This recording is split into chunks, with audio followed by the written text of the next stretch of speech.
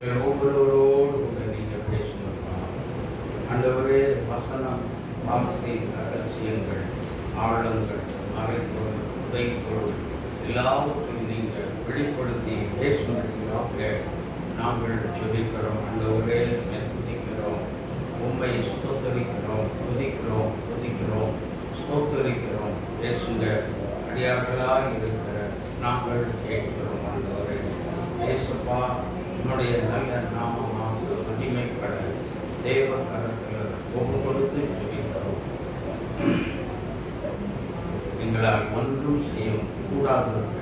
பரிசுத்தாவியானவர் நீ மாத்திரம் செயல்பட எங்களுக்கு கொண்டிருந்து நீர் வெளிப்பட தருவதற்காக நீங்கள் பேசுங்க, வாங்க, அசைவாடுங்க. இந்த மகிமையால் ஆலயம் நிரப்பப்படட்டும். தேவ மகிமையால், தேவ பிரசன்னத்தின் மகிமையின் மேகத்தால் தேவ மகிமை நிரப்பப்படட்டும். தேவ கருத்தில் அர்ப்பணித்து ஜெபிக்கிறோம். இயேசுவின் நாமத்தில் பிதாவே. ஆமென், ஆமென், ஆமென். ஆமென்ல ஒரு பாடல் உண்டு. ஓய்வு நாள் விண்ணில் கொண்டாடுகின்றோ பேரின்பமே மையார் கூறவல்லோ வீரத்து கிரீடம் தொய்ந்தோ சுகிப்பார் சுவாமியே யாவிலும் யாவும் ஆவார். சீயோனின் கீதத்தை பாடதெங்கும் தாடுக்கையே துமுய கொல்லையும் பேரருளிந்திடும் ஆண்டவாணி பக்தரின் ஸ்தோத்திரம் என்றும் ஏற்பி. அல்லேலூயா, அல்லேலூயா. கர்த்தருடைய பரிசுத்த நாமத்திற்கு மகிமை உண்டாவதாக. நீங்கள் எல்லாரும் சந்தோஷமாய் நலமாக இருப்பீர்கள் என்று நான் விசுவாசித்து கர்த்தரை ஸ்தோத்திரிக்கிறேன். அல்லேலூயா. கர்த்தருடைய தெய்வீக சுகமும் ஆரோக்கியமும் உங்களுடைய வாழ்க்கையில் இந்த மாதம் முழுவதும் தங்கியிருந்து கர்த்தர் உங்களோடு கூட இருந்து ஒவ்வொருவரையும் ஆசீர்வதித்து சுகமாய் வாழ பண்ணுவாராக. ஆமென். சுக வாழ்வு உங்களுக்கு சீக்கிரத்தில் என்ன செய்யும் கிடைக்கும் என்று சொல்லி ஆசீர்வதிக்கிறோம். கர்த்தருடைய ஆசீர்வாதம் உங்களுக்கு பரிபூர்ணமாய் உண்டாயிருப்பதாக. ஆமென். வாசிப்போம். எசேக்கியேல் தீர்க்கதரிசன புஸ்தகம் 10ஆம் அதிகாரம் 4வது வசனம். எசேக்கியேல் தீர்க்கதரிசன புஸ்தகம் 10ஆம் அதிகாரம் 4வது வசனம். கர்த்தருடைய மகிமை கேருபீன் மேல் இருந்து எழும்பி ஆலயத்தின் வாசற்படியிலே வந்தது. ஆலயம் மேகத்தினாலே நிறைந்தது. பிரகாரமும் கர்த்தருடைய மகிமையின் பிரகாசத்தில் நிரப்பிற்று. அல்லேலூயா, அல்லேலூயா. கர்த்தருடைய மகிமை ஆலயத்தை நிரப்பிற்று. இன்னொரு வசனத்தை வாசிக்க கேட்போம். அதுதாங்க வாக்குத்தத்த வசனம். ஏசாயா தீர்க்கதரிசன புஸ்தகம் 60ஆம் அதிகாரம் 1-2 வசனங்களை வாசிக்க கேட்போம். எழும்பி பிரகாசி, எழும்பி பிரகாசி, உன் ஒளி வந்தது, உன் ஒளி வந்தது. கர்த்தருடைய மகிமை கர்த்தருடைய மகிமை உன்மேல் உதித்தது. இதோ இதோ இருள் பூமியையும் ஆருள் ஜனங்களையும் மூடும். ஆனாலும் உன்மேல் கர்த்தர் உதிப்பார். ஆனாலும் கர்த்தர் உன்மேல் உதிப்பார். அவருடைய மகிமை உன்மேல் காணப்படும். முதல் வசனத்துல கடைசி பகுதியில கர்த்தருடைய மகிமை உன்மேல் உதித்தது. ஆனா அடுத்தது 2வது வசனத்துல கொஞ்சம் வித்தியாசமா இருக்கிறது. அவருடைய மகிமை, கர்த்தருடைய மகிமை உன்மேல் காணப்பட்டது. யார் மேல காணப்பட்டது? யார் யாருக்குள்ளெல்லாம் தேவனுடைய மகிமை உதித்தது அப்படிங்கிறத கொஞ்சம் தான் யார் யார் மேல அப்படின்னு சொல்லும் பொழுது யாருக்கு யார் மேல தேவனுடைய மகிமை உதிக்கும்? ஆமென். எப்படி இருந்தா உதிக்கும்? ஆண்டவரோடு உள்ள தொடர்பு அதிகமாக உள்ளவங்களுக்கு மட்டும்தான் கர்த்தருடைய மகிமை அவர்கள் மேல் உதிக்கும். ஆமென். அல்லேலூயா. அப்படித்தான் தியானம் பண்ணோம். ஆனால் தேவனோடு நெருங்கிய ஒரு தொடர்பு ஐக்கியம் உண்டாயிருக்க வேண்டும். அதற்கு என்ன செய்யணும் அப்படின்னா, தேவனுடைய சமூக பழக்க வழக்கங்கள் ரொம்ப அதிகமாக இருக்க வேண்டும். ஆமென். எப்பொழுதுமே சங்கீதக்காரன் சொல்லுகிறார், ஆகாமிய கூடாரங்களில் வாசமாக இருப்பதை பார்க்கிலும் உம்முடைய ஆலயத்தின் வாசற்படியில் காத்திருப்பதையே தெரிந்து கொள்வேன் சொல்றார். ஆமென். ஆமென். ஆனா தாவீது எங்கேயாவது போர்ல தோல்வி அடைந்ததை பார்த்திருக்கீங்களா? இல்ல. ஆனாலும் தேவன் ஏன் அந்த தாவீதுக்கு ஒரு வெற்றியை கொடுத்தார்?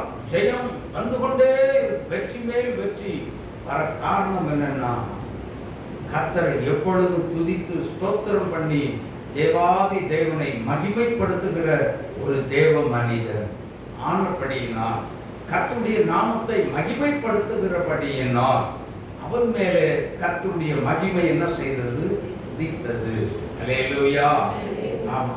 எனக்கு அன்பான தேவனுடைய பிள்ளைகளே, இன்றைக்கும் இப்பொழுதும் எங்கெங்கெல்லாம் அந்த தேவனுடைய மகிமை காணப்பட்டது என்பதை தான் நம்ம பார்க்க போறோம். அல்லேலூயா.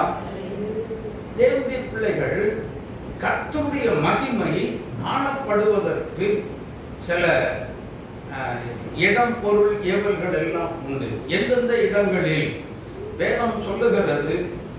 யாத்திரையாகமம் 40ஆம் அதிகாரம் 34வது வசனத்தை வாசித்து பார்க்கும் பொழுது, அப்பொழுது ஒரு மேகம் ஆசரிப்பு கூடாரத்தை மூடினது. கர்த்தருடைய மகிமை வாசஸ்தலத்தை நிரப்பியது. ஆமென். ஆமென். கர்த்தருடைய மகிமை வாசஸ்தலத்தை நிரப்பியது. தேவனுடைய வாசஸ்தலம் எங்கே இருக்கிறது? வேதம் சொல்லுகிறது. சங்கீதம் 132 14வது வசனத்தை வாசித்து பாருங்கள். வெளிப்படுத்தல் 21ஆம் அதிகாரம் 1வது வசனத்தை வாசித்து பாருங்கள். அங்கே வேதம் என்ன சொல்லுகிறது? வாசி. இது என்றென்றைக்கும் நான் தங்குமிடம். இதை நான் விரும்பினபடியினால் இங்கே நான் வாசம் பண்ணுவேன். வெளிப்படுத்தல் மேலும் பரலோகத்திலிருந்து உண்டான ஒரு பெரும் சத்தத்தை கேட்டேன். இதோ மனுஷரிடத்திலே தேவனுடைய வாசஸ்தலம் இருக்கிறது. அவரிடத்திலே அவர் வாசமாயிருப்பார். அவர்களும் அவருடைய ஜனங்களாய் இருப்பார்கள். அல்லேலூயா. தேவன் தாமே அவர்களோடு இருந்து அவர்களுடைய தேவனாய் இருப்பார். அல்லேலூயா. அவங்க தேவனுடைய வாசஸ்தலம் எங்கே இருக்கிறது அப்படின்னா, ஒரு மனிதனுக்குள்ள, மனிதனாகிய தேவன் படைத்த, தேவன் உண்டாக்கின மனிதனுக்குள்ள அது எந்த இடத்துல தான் வந்து தங்கினார்? எந்த இடத்துல மனிதனுக்குள்ள வந்து தங்கினார் அப்படின்னு சொல்லி சொன்னா கூட அவருக்கு இருக்கிற இடம் எது? வேதம் சொல்லுகிறது. நீதிமொழிகளின் புஸ்தகத்தில் அவர் சொல்லுகிறார், மகனே உன் இருதயத்தை எனக்கு கொடு என்று ஆண்டவர் கேட்கிறார். எத்தனை பேர் கொடுத்தீங்க? எத்தனை பேர் கொடுக்காம இருக்கிறீங்க? எத்தனை பேர் கொடுத்திருக்கீங்க? ஆண்டவர் கேட்டத நீங்க கொடுக்காம இருக்கலாமா? எத்தனை பேர் கொடுத்தீங்க? எத்தனை பேர் கொடுக்கல? சொல்லுங்க. கொடுத்தீங்களா? கொடுக்கலையா? கொடுத்ததும் தெரியல, கொடுக்காததும் தெரியலையோ? Praise the Lord. Praise the Lord. ஆமா. ஆண்டவர் இருதயத்தை தான் சொல்லி கேட்டோம்னா இருதயத்தை பாருங்க கத்தி எடுத்து குத்தி கிழிச்சு இருதயத்தை அறுத்த ஆண்டவரே இருந்தாங்க அப்படின்னு சொல்லி கொடுக்க தேவையில்லை. இருதயத்துல உள்ள உங்க இருதயத்துல தங்குறதுக்கு இடம் கொடுக்கணும். ஆமென், ஆமென். எனக்கு அன்பான தேவனுடைய பிள்ளைகளே, அந்த ஒண்ணுதான் ஆண்டவர் கேட்கிறார். மனிதனிடத்துல கேட்டது எதையுமே கேட்காம ஒன்னே ஒண்ணுதான் எனக்கு தான் கேட்டார். ஒன்னே ஒண்ணுதான், ஒன்னே ஒண்ணு. யார் கேட்டது? நம்மை உண்டாக்கினதே. ஆமென், ஆமென். ஒன்னே ஒண்ணு கேட்டார். எத்தனை பேர் கொடுத்துட்டு இப்ப சந்தோஷமா இருக்கிறோம்? எத்தனை பேர் கொடுத்திருக்கிறோம்? எத்தனை பேர் கொடுக்காம உட்கார்ந்திருக்கிறோம்? இதுவரைக்கும் உங்களை நம்மை உண்டாக்கின தெய்வம் நம்மிடத்தில் கேட்ட ஒரு காரியத்தை கொடுக்காவிட்டால் இப்பொழுது நீங்க கொடுக்க ஆயத்தமாகி இருங்க. அப்படி நீங்க கொடுத்தீங்கன்னா அந்த தேவன் தங்கும் இடத்தில், நல்லா புரிஞ்சுக்கோங்க, தேவனாகிய கர்த்தர் தங்கும் இடத்தில் தேவனுடைய மகிமையும் வந்து தங்கும். கரந்தட்டி இயேசுவாவை மகிமைப்படுத்துங்க. ஹல்லேலூயா, ஹல்லேலூயா. ஆசரிப்பு கூடாரத்தை நிரப்பியது, வாசஸ்தலத்தை நிரப்பியது. ஆசரிப்பு கூடாரத்தினுடைய முறைமைகளை கொஞ்சம் சொல்றேன், கவனிங்க. இப்ப நான் நிற்கிற இடம் மகா பரிசுத்த ஸ்தலம். இது திரையிட்டு மூடப்பட்டு இருக்கும். ஆசாரியனை தவிர வேறு ஒருவருமே உள்ளே செல்லவே முடியாது. அதுவும் ஆசாரியன் உள்ளே போகும் பொழுது கால்களில் சலங்கைகளை கட்டிக்கொண்டு நீள சங்கிலி ஒன்று காலில் வச்சிருப்பாங்க. ஏன்? ஆசாரியன் ஏதோ தவறு செய்து அந்த மகா பரிசுத்த ஸ்தலத்துக்குள்ள போகும் பொழுது தவறு பாவம் செய்திருந்தால் அந்த ஆசாரியனை கர்த்தருடைய தூதன் வந்து அடித்துக் கொண்டு விடுவார். ஆகவே தவறு செய்தவன் உள்ளே போகவே முடியவே முடியாது. காரணம் மகா பரிசுத்த ஸ்தலம். ஆமென். தேவனாகிய கர்த்தர் உலாவுகிற இடம். அந்த ஸ்தலத்துக்குள்ள யாராலும் போகவே முடியாது தேவனை தவிர. அதனால்தான் வேதம் சொல்லுகிறது, என்னை கண்டு ஒருவரும் உயிரோடு இருந்தது இல்லை. அப்ப பாவம் செய்துட்டு எப்படி உள்ள போக முடியும்? யோசித்து பாரு. நான் இருக்கிற இடம் பரிசுத்த ஸ்தலம், நீங்க இருக்கிற இடம் நீங்க இருக்கிற இடம் பரிசுத்த ஸ்தலம், நான் இருக்கிற இடம் மகா பரிசுத்த ஸ்தலம். முன்னாடி வாசலுக்கு கொஞ்சம் முன்னாடி இருக்கு பாருங்க, அந்த இடம் வாசஸ்தலம். அல்லேலூயா, அல்லேலூயா. இப்படித்தான் எனக்கு அன்பான கர்த்தருடைய பிள்ளைகளே, இந்த வாசஸ்தலத்தில் தேவனுடைய மகிமை வந்து கடந்து வந்தது. ஆமென்.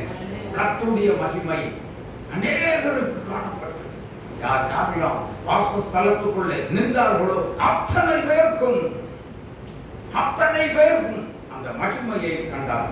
அல்லேலூயா, அல்லேலூயா.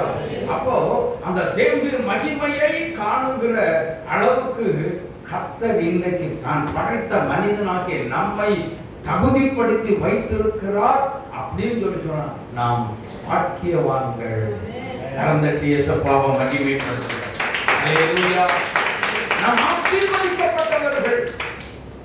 எனக்கு அன்பான தேவனுடைய பிள்ளைகளே, அப்படியானால் தேவனுடைய வாசஸ்தலம் தேவனுடைய மகிமையினால் நிரப்பப்பட வேண்டுமே. ஆனால் கர்த்தர் கேட்கிறத கொடுத்தா எத்தனை பேர் கேட்டதை கொடுக்க ஆயத்தம்? நீங்க கேட்டதை கொடுத்தீங்கன்னா, அவர் கேட்டதை நீங்க கொடுத்தீங்கன்னா, நீங்க கேட்கறத அவர் செய்யறதுக்கு உங்களுக்கு ஆயத்தமாக இருக்கிறார். அல்லேலூயா, அல்லேலூயா. நீங்க பெற்றுக்கொள்ள ஆயத்தமா? நானும் நீங்களும் பெற்றுக்கொள்ள ஆயத்தமாக இருந்தால் இன்றைக்கே அந்த ஆசீர்வாதம், தேவனுடைய மகிமையின் ஆசீர்வாதத்தை இன்றைக்கே இப்பொழுதே நாம் பெற்றுக்கொள்ள போகிறோம். அல்லேலூயா. எனக்கு அன்பான தேவனுடைய பிள்ளைகளே, அப்படின்னா நமக்குள்ள இருந்த அந்த தேவனுடைய மகிமை என்னதான் செய்ய போகிறது? என்ன செய்யும் அப்படின்னா, ஆசிங்க யாத்திரையாகமத்தின் புஸ்தகம் 40ஆம் அதிகாரம் 36, 37, 38 வசனங்களை நாம் வாசிக்க கேட்போம். யாத்திரையாகமம் 40ஆம் அதிகாரம் 36 38. வாசஸ்தலத்திலிருந்து மேகம் மீறி எழும்பும் போது இஸ்ரவேல் புத்திரர் பிரயாணம் பண்ண புறப்படுவார்கள். மேகம் எழும்பாதிருந்தால் அது எழும்பும் நாள் வரைக்கும் பிரயாணம் பண்ணாதிருப்பார்கள். நல்ல கவனிங்க, மேகம் எழும்ப வேண்டும். அல்லேலூயா. நல்லா புரிஞ்சுக்கோங்க. அதுக்கு முன்னாடி அப்ப மேகம் எங்க எழும்ப வேண்டும்?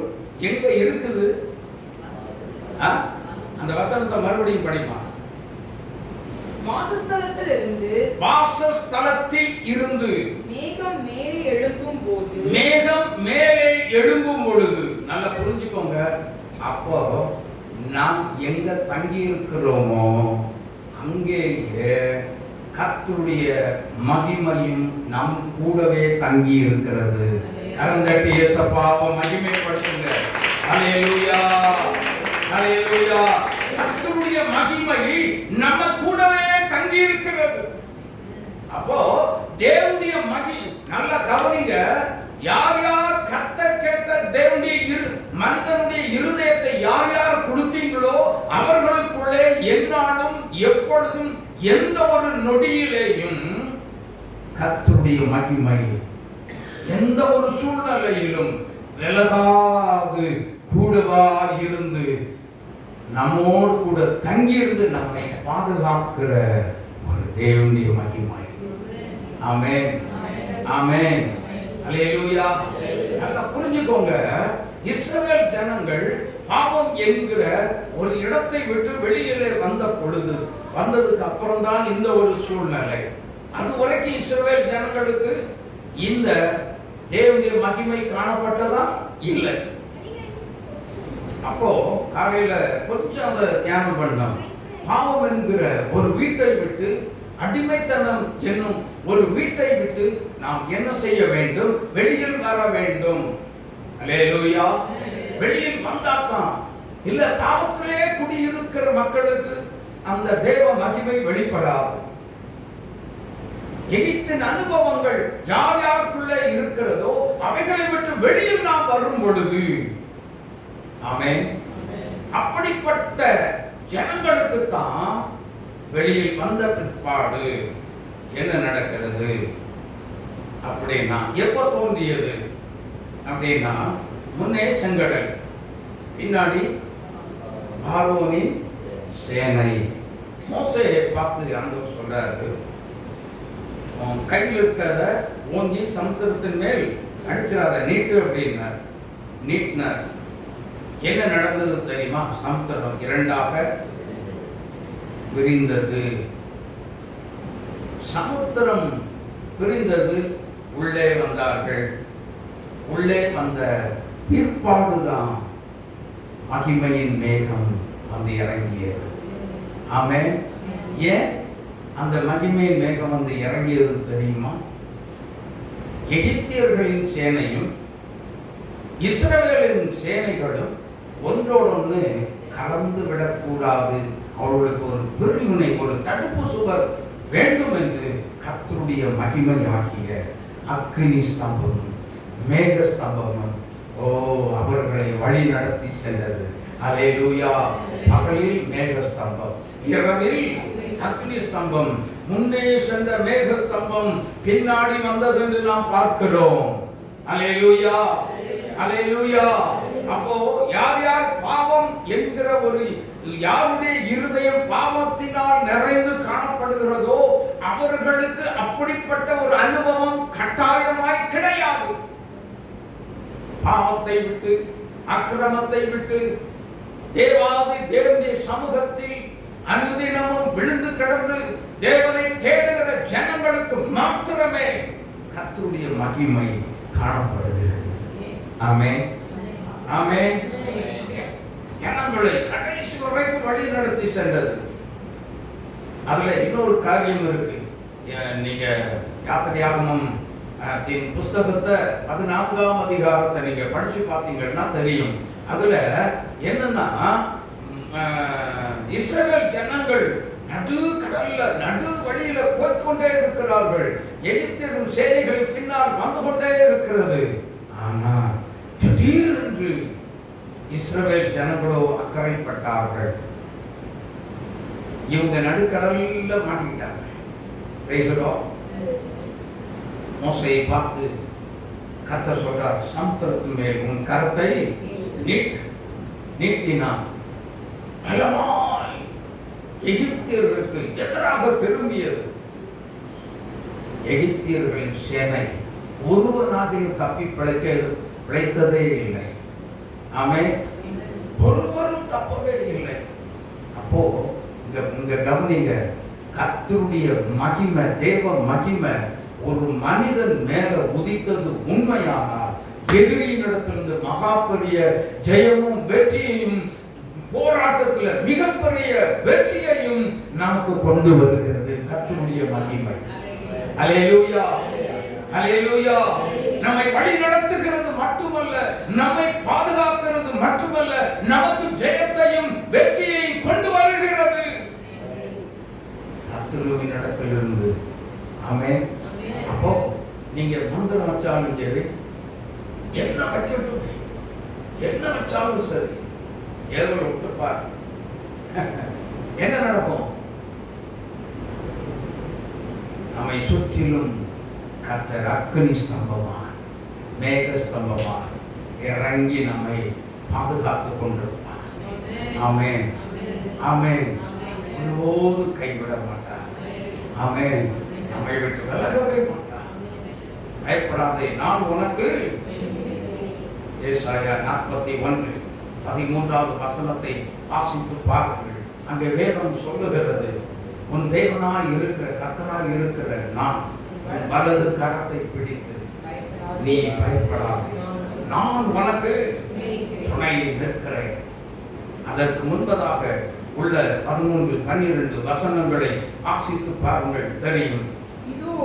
இதோ இதோ நல்ல கவனிங்க அந்த வார்த்தைகள் எல்லாம். இதோ உன்மேல் எரிச்சலா இருக்கிற யாவரும்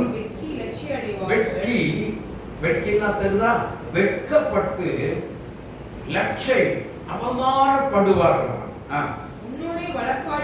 உன்னோடு வழக்காடுகிறவர்கள் நாசமாகி ஒன்றுமே இல்லாம போய்விடுவார்கள். உன்னோடு போராடினவர்களையும்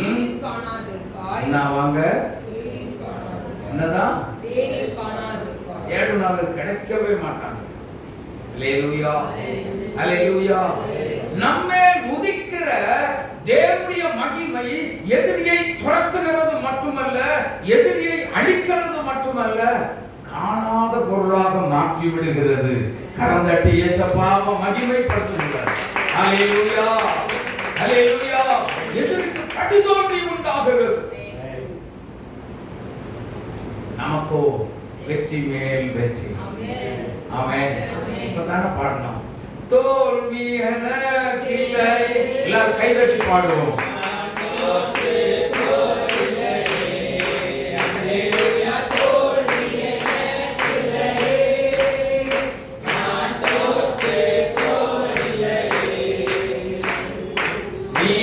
என்னோடு இருக்கும்போது என்னாலும் வெற்றி வெற்றியே. இயேசு என்னோடு இருக்கும்போது என்னாலும் வெற்றி வெற்றியே.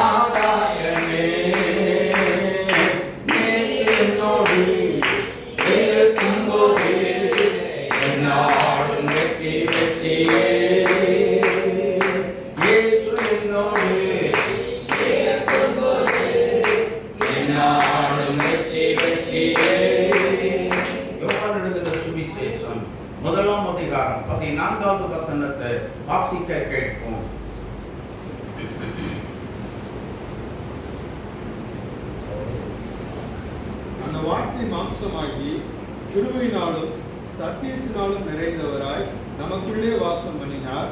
அவருடைய மகிமையை கண்டோம். அது பிதாவுக்கு ஒரே பேரானவருடைய மகிமைக்கு ஏற்ற மகிமையாகவே இருந்தது. மனிதனுடைய நல்ல கவனிங்க, ஒவ்வொரு மனிதனுடைய மாம்ச சரீரத்துல தேவனுடைய மகிமை காணப்படுகிறது. அல்லேலூயா. ஒவ்வொரு மனிதன் தேவனால் உண்டாக்கப்பட்ட எல்லா தேவனுடைய பிள்ளைகளுடைய சரீரத்துல, இந்த மாம்சத்துல தேவனுடைய மகிமை காணப்படுகிறது. அல்லேலூயா. அல்லேலூயா.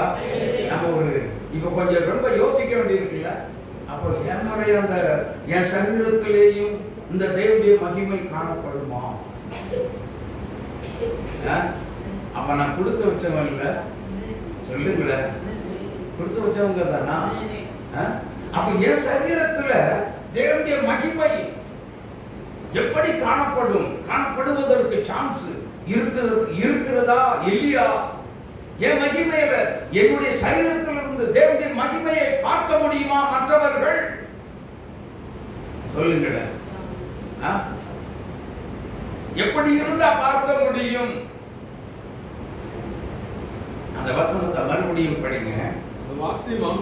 அந்த வார்த்தை நல்லா புரிஞ்சுக்கோங்க. அந்த வார்த்தை மாம்சமாகி, வார்த்தை தான் ரொம்ப முக்கியம். ஆமென். வார்த்தை என்று சொல்லும் பொழுது 1 யோவான் 5ஆம் அதிகாரம் 7வது வசனத்தை வாசிக்க கேட்போம். வாசியுங்கள். பரலோகத்திலே சாட்சியிடுகிறவர்கள் மூவர் பிதா, வார்த்தை, பிதா, வார்த்தை, பரிசுத்த ஆவி என்பவர்களே.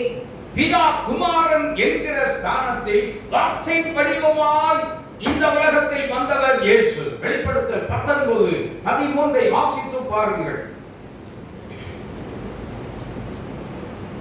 இரத்தத்தில் தோய்க்கப்பட்டிருந்த வஸ்திரத்தை தரித்திருந்தார்.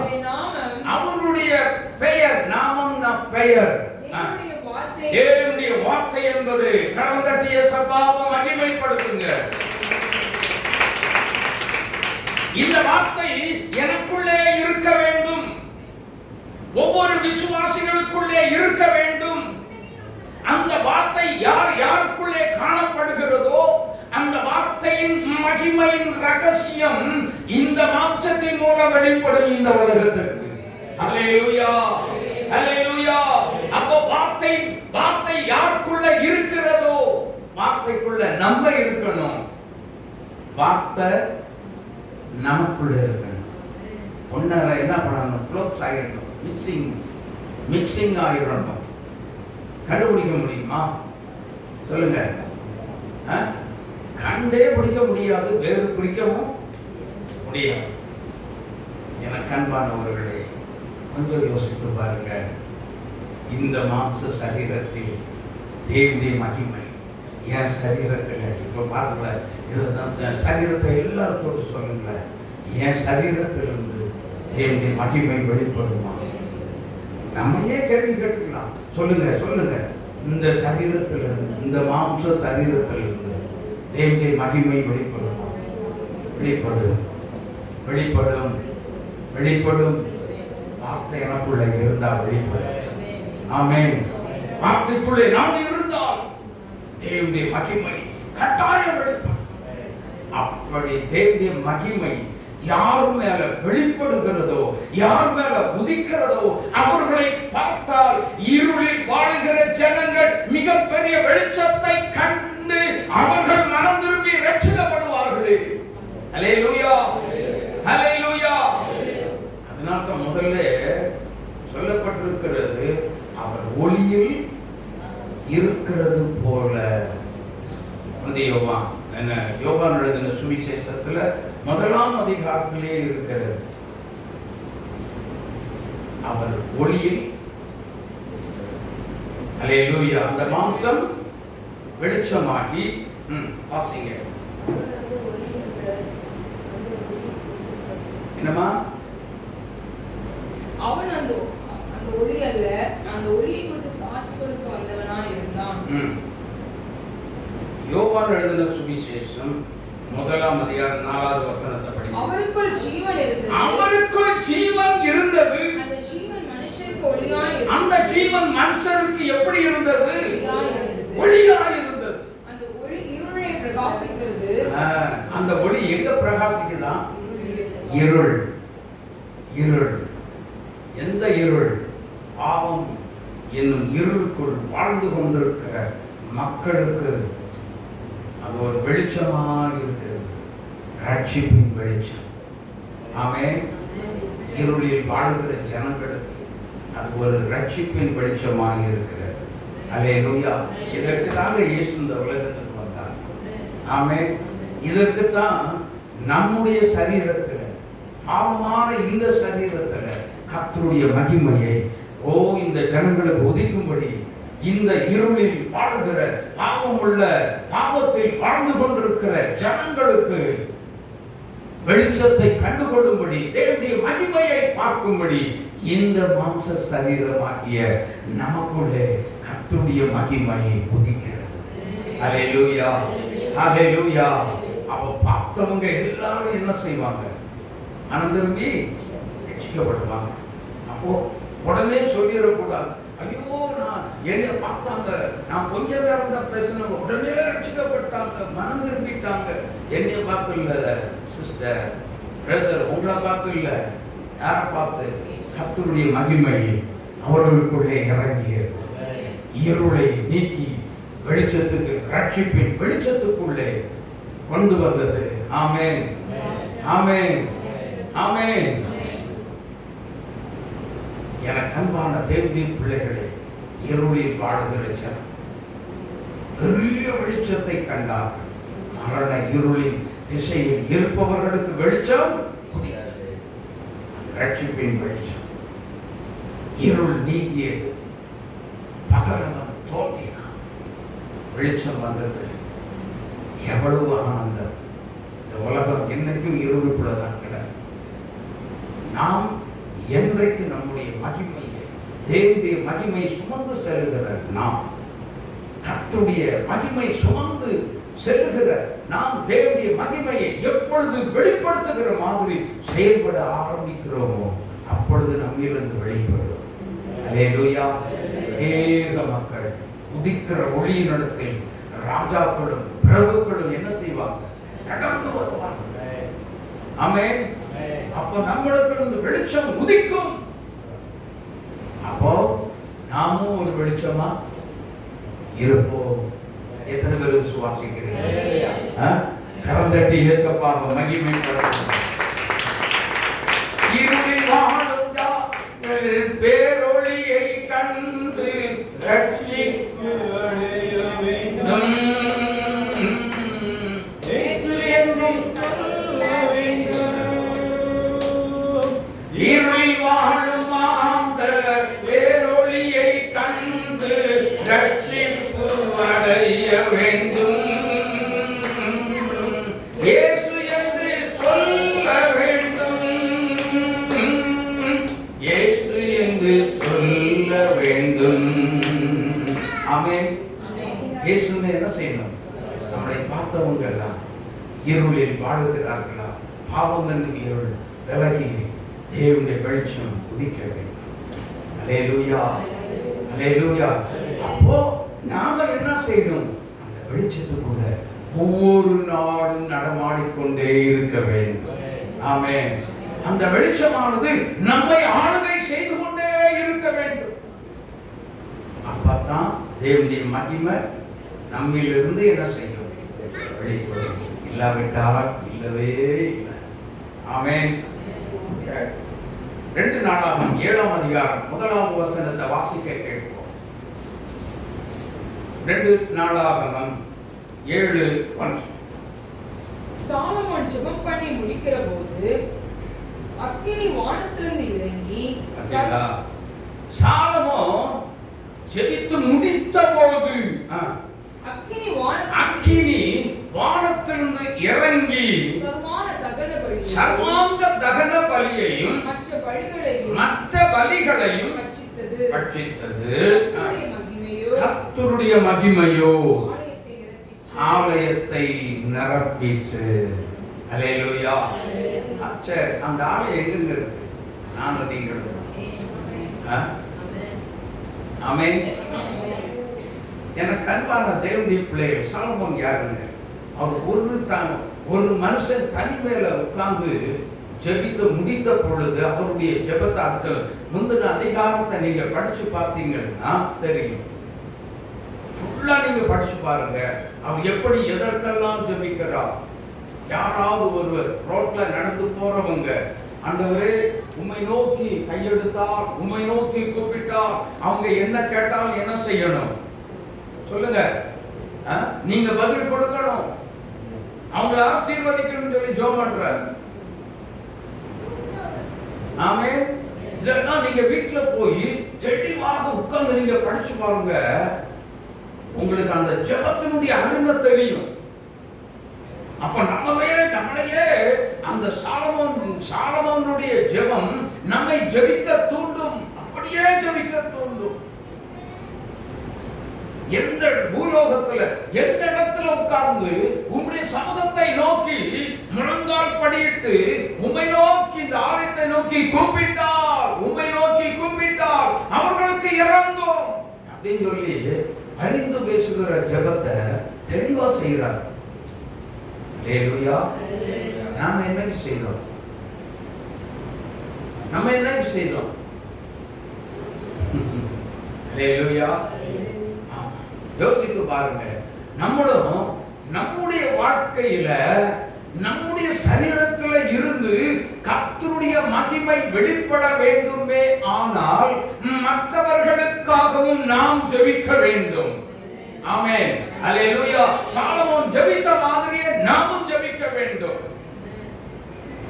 1 சாமுவேல் 12ஆம் அதிகாரம் 23வது வசனத்தை வாசிங்க பாருங்க.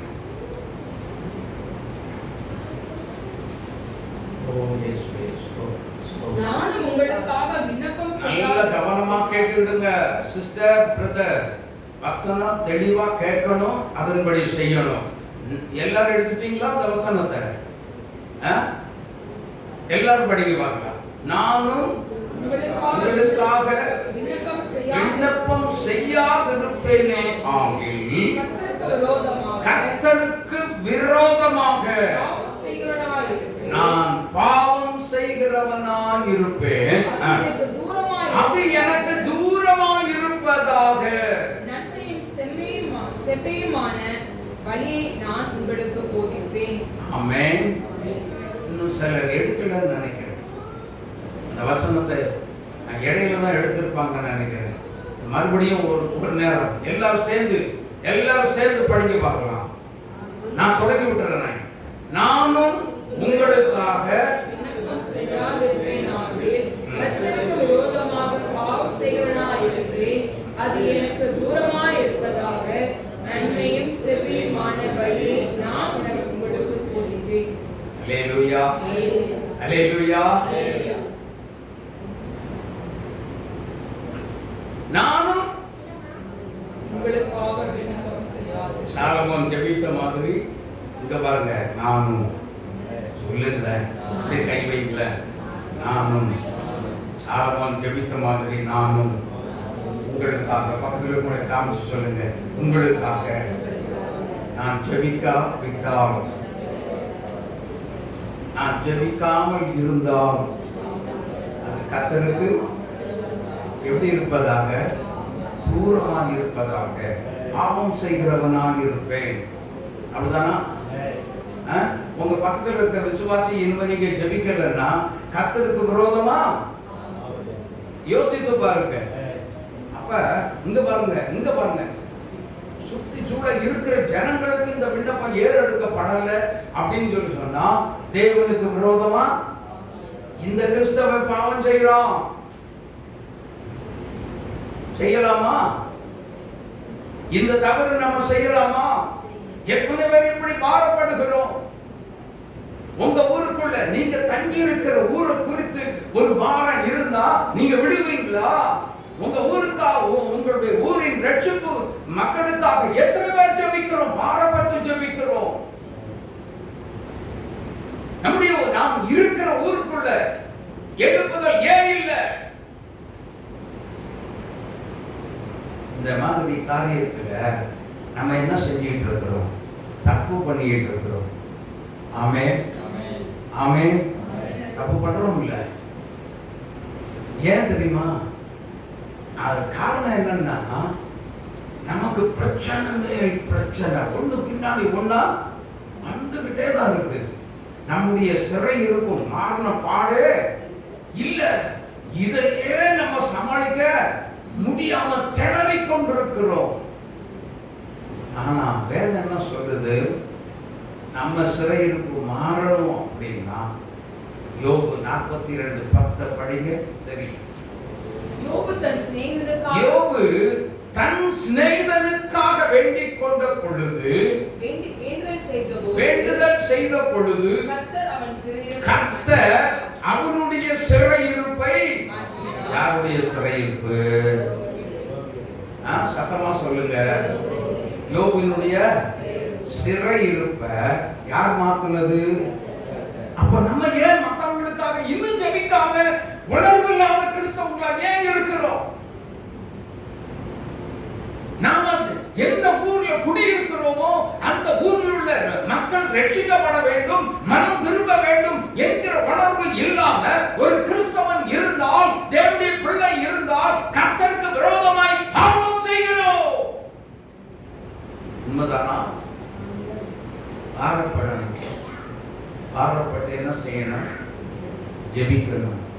ஏன் ஜெபிக்கணும் அப்படின்னா, நம்ம சரீரத்தில் கர்த்தருடைய மகிமை இருக்கிறது.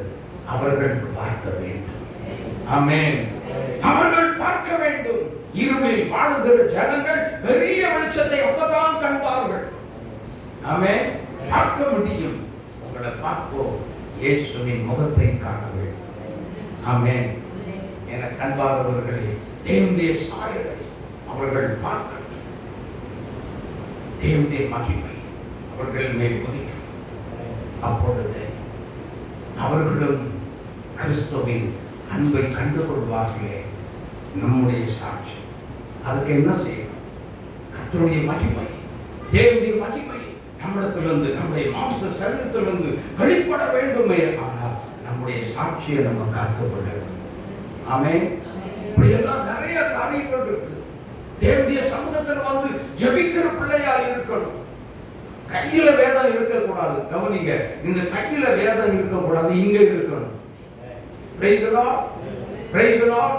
அனுதினம் வேதத்தை வாசித்து தியானம் செய்து கொண்டே இருக்கிற தேவ பிள்ளையா நம்ம மாறணும். ஆமென். கிறிஸ்துவுக்குள் தேவ பிள்ளைகளே, சாலமோன் ஜெபித்து முடித்தவுடன் கர்த்தருடைய மகிமை, தேவ மகிமை ஆலயத்தை நிரப்பிட்டு. ஆமென், ஆமென். நம்முடைய ஆலயத்தை தேவன் தங்கும் ஆலயம், நீங்களே அந்த ஆலயம். 1 கொரிந்தியர்ல தெளிவாக நாம் வாசிக்கிறோம். எனக்கு அன்பானவர்களே, இந்த ஆலயத்தில் தேவனுடைய மகிமை இறங்கி வருமா? கர்த்தருடைய மகிமை இறங்கி வருமா? அப்படிப்பட்ட ஒரு மகிமை நிறைந்த, வல்லமை நிறைந்த, தேவனுடைய மகிமை வெளிப்படக்கூடிய ஒரு வேரியபிள் பிரேயர் நம்முடைய ஜீவியத்திலிருந்து வெளிப்படுமா? இருளில் வாழ்கிற ஜனங்கள் பெரிய வெளிச்சத்தை காணும்படி நம்முடைய ஜீவியம் மாற வேண்டும். ஆமென், ஆமென். இதுதாங்க உண்மையான கிறிஸ்துமஸ். இதுதான் உண்மையான கிறிஸ்துமஸ். ஏதோ 4 பேருக்கு நம்ம பிரியாணி கொண்டு போய் கொடுக்கறது, கேக்கை கொண்டு போய் கொடுக்கறது, அது உலக பிரகாரமாக அது வந்து எல்லாத்துக்கும் தேவைதான். நல்ல நியூ ட்ரெஸ் போடுறது சூப்பர், வரவேற்கத்தக்க ஒன்று. ஆனால் வெளியில் வாழ்கிற ஜனங்கள், உங்கள் வீட்டுக்கு பக்கத்தில் இருக்கிற பிள்ளைகள் என்ன செய்து கொண்டிருக்கிறார், எப்படி வாழ்ந்து கொண்டிருக்கிறார் யோசித்து பாருங்கள். என்றைக்காவது அவர்களை குறித்த ஒரு அக்கறை இருந்ததா? என்றைக்காவது பாரப்பட்டு ஜெபித்து இருக்கிறோம்?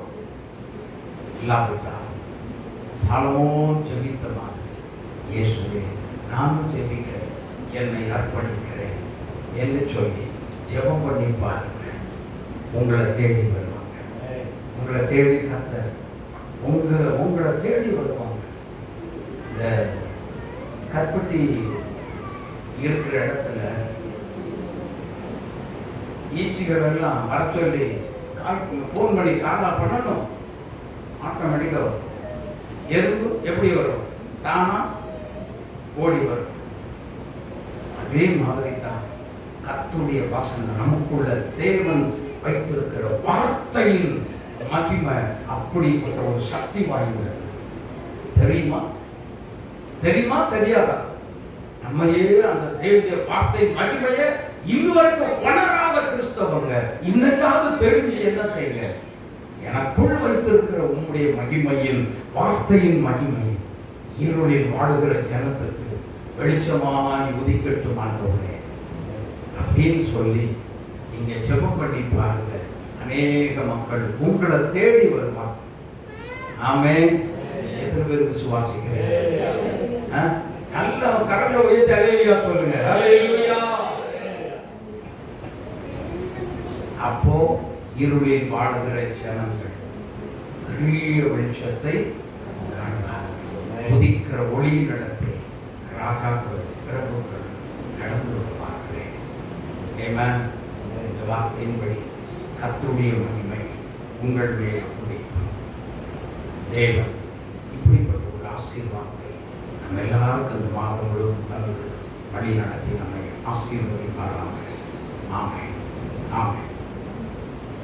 எல்லாரும் அப்படியே இருந்தவனமாய் நாம் ஜெபிக்க போகிறோம். ஹல்லேலூயா. ஆண்டவருக்கு நம்மை அர்ப்பணிக்கலாம். தேவனுக்கு நம்மை நாம் அர்ப்பணிக்கலாம். இயேசுவே நல்ல ஒரு வார்த்தையை தந்தீங்க. என் சரீரத்தில், மாம்ச சரீரத்தில் உம்முடைய ஒரு அழியாத ஒரு மகிமை எனக்கு நீங்க கொடுத்துட்டீங்க. உமக்கு நன்றி தேவனே. அதையினால் இருளில் வாழ்கிற ஜனங்களுக்கு முன்பாக உங்களுடைய வெளிச்சத்தை அந்த பிள்ளைகளும் கண்டு கொள்ளும்படி தகவலை ஒவ்வொரு பிள்ளைகளும் ரட்சிப்பின் வெளிச்சத்தை பார்க்கும்படி எனக்கு நீ உதவி செய்ய.